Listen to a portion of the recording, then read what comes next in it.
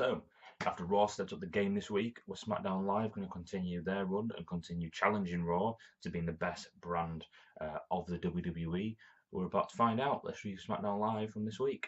So, kick things off this week, and the opener was Daniel Bryan and Shane McMahon. I didn't like this personally. I don't think it was needed. It felt quite unnecessary.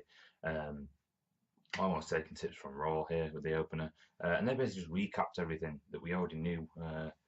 WWE fans tend to be pretty thorough in knowing what's going on, and they just kind of stood in the ring, recapped everything, argued about the main event, then set the main event again, as if you didn't already know. It was being advertised all week.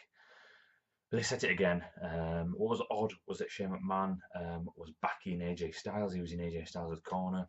We know there's an ongoing kind of story narrative with those two heading to possibly WrestleMania, much to everyone's dismay. But yeah, Shane McMahon vouching for AJ Styles didn't make much sense in terms of what's going on. But he set up the event, he set up the night, he set up the show. So yeah, that was the opener. Daniel Bryan and Shane McMahon just recapping and discussing the show.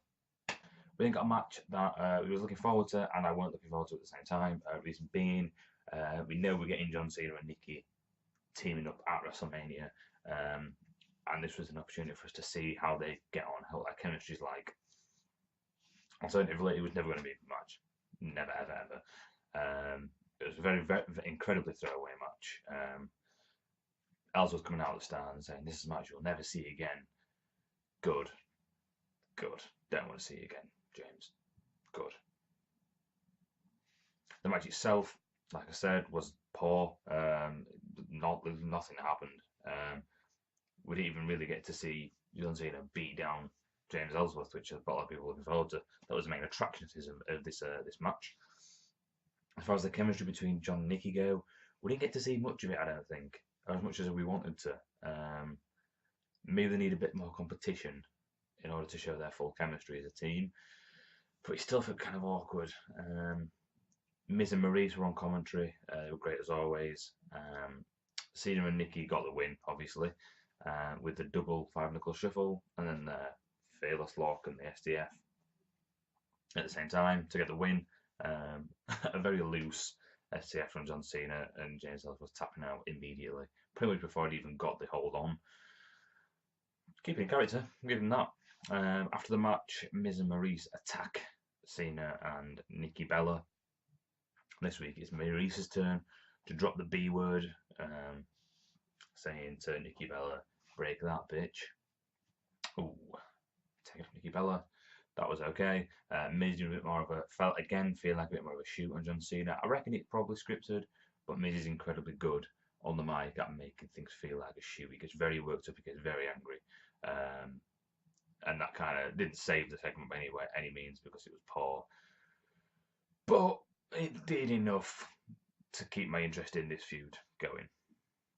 But then pretty much got what we got last week between Dean and Baron Corbin with a bit of an added extra. So started with Kurt Hawkins calling out Dean Ambrose. Dean Ambrose comes down, clears Kurt Hawkins, shouts at Baron Corbin, blah, blah, blah. Gonna call you out. Baron Corbin appears on the screen, says, "No, I'm not coming out. Don't come out to anyone. That's not how it works with me. I come out whenever I want. Don't worry, Dean, I'll fight you soon and I'll take everything you've got." That is exactly word for word what he said last week, which was a bit annoying. And then Dean chased him out to the back, looking for him. They had a bit of a brawl backstage with Baron Corbin dropping the forklift truck down on Dean. It was okay. There was a tiny bit of development, obviously. In fact, they weren't. There was just a bit of a brawl, and the brawl felt a little bit awkward from Baron Corbin. At the minute, I'm not a fan of it. I think the match will be good at WrestleMania. I think the match will be good. But at the moment, don't feel like they're doing much in the way of developing it very well, especially when they're being quite repetitive 2 weeks running. Again, taking up a Raw. So yeah, it was good to see these guys. I'm good to see them have a little bit of a fight, but I feel like they should be doing more at this stage to build this feud. But then got a backstage segment with everyone's favourite SmackDown Live superstar, Mojo Rawley, entering himself in the Andre the Giant Memorial Battle Royale.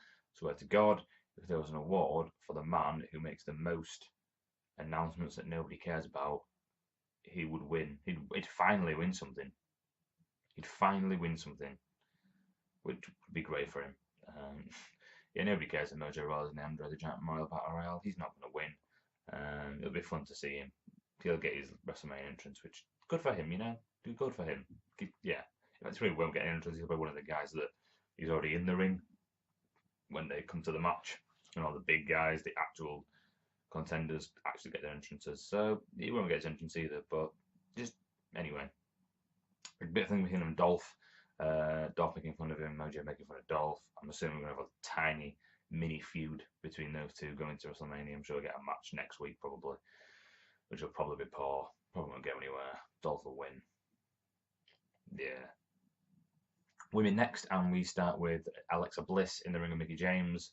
The supposed Blissation about to announce who her opponent at WrestleMania is going to be. She goes to the entire roster saying it's not her, it's not her, it's not going to be her, it's definitely not going to be her, and it's definitely not going to be her, and her, no way. Continues this right to the entire roster. And so she gets Becky Lynch, says Becky Lynch doesn't deserve one, beat her several times. In TLC, beat her to a cage, beat her in the ring, blah, blah, blah. Becky Lynch comes down, says, I am the one that's facing you at WrestleMania. She's interrupted by Natalya, who comes down and says, nah. Me and Alexa Bliss have got a thing going on. I'm facing Alexa Bliss at WrestleMania. Don't feel like any of them have earned a shot, to be honest. Natalya's last match, she won by interference. Becky Lynch has lost several times to Alexa Bliss and has only beaten Mickie James twice and lost once. None of the women at the moment feel like a serious contender other than Naomi, who's injured. So, yeah, felt a bit off. I was curious to where Alexa Bliss was going because then Mickie James piped up and said, I'm actually the one that's facing Alexa Bliss for the title. And Alexa Bliss was like, nah, that's not what's happening. Sorry. So I was curious to see what Alexa Bliss was actually going to say. Maybe she was just going to be like, I am actually not facing anyone at WrestleMania. I'm not defending my title. Nope, it's up to me and I'm not defending it. Simple as. I feel that was the only way she was going with the whole thing because she'd ruled out every women's superstar on the roster. Pretty Alexa Bliss thing to do, to be fair. Daniel Bryan comes out and announces that at WrestleMania, Alexa Bliss will defend her title in a match against every single women's superstar that's able to compete. That'll be interesting. I'm not sure what kind of stipulation that'll be. Whether it'll be kind of a mini battle royale, whether it'll be maybe a scramble match or just a straight up fatal 4 or fatal 5-way match. I don't know.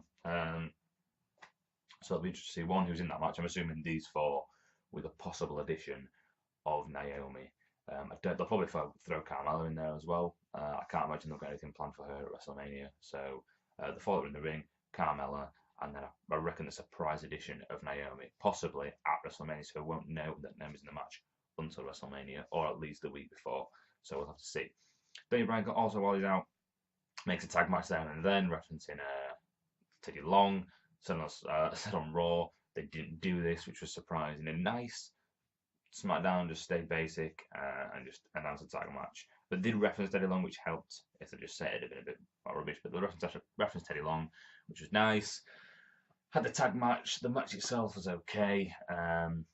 Becky Lynch and Natalya versus Mickie James and Alexa Bliss. Felt a bit sorry for Becky Lynch because the other 3 are all heels. She was the only face there and had to team with Natalya, so the dynamic didn't make much sense. Natalya eventually turning on Becky Lynch. Suplexed her out of nowhere. Don't know why she did that late on. Should have just left earlier and been like, I don't want any of this match. I have a handicap match. I don't care. Not a fan of Natalya, to be honest. I think I said this before. I hope she doesn't win the title, although I can see them giving her it at some point. And I'm sure all the fans will chant, you deserve it. Not for me, unfortunately. And then at the end, Bliss and Mickie James picking up the win. And then Mickie James turning on Bliss with the mid kick. That was okay. I liked that. Because probably going to see that at some point anyway. I think we're expecting that at one of the weeks on leading up to WrestleMania. This was the week it happened, and it was okay. Yeah, it was okay. It gets that night going, gives an extra contender to Alexa Bliss, and yeah, that was the women's segment for this week. Main event time, and it was the match that everyone waited for: Randy Orton versus AJ Styles. The winner goes on to face Bray Wyatt at WrestleMania.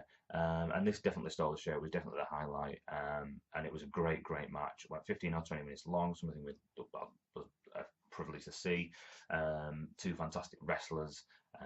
And AJ Styles continues to having fantastic matches. And this match really built up the rest of the show that had been quite poor, in my opinion. It was completely back and forth with some fantastic spots.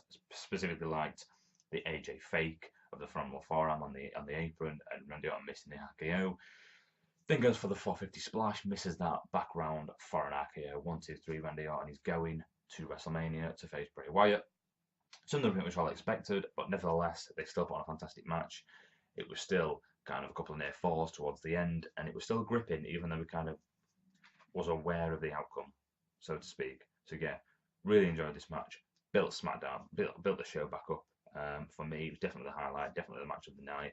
A lot of people thought it was going to be match of the year contender. Not for me, unfortunately. Didn't feel big enough. It didn't feel unpredictable enough. But yeah, still a fantastic match. Probably the match of the week. I give it that. Better than any match on Raw.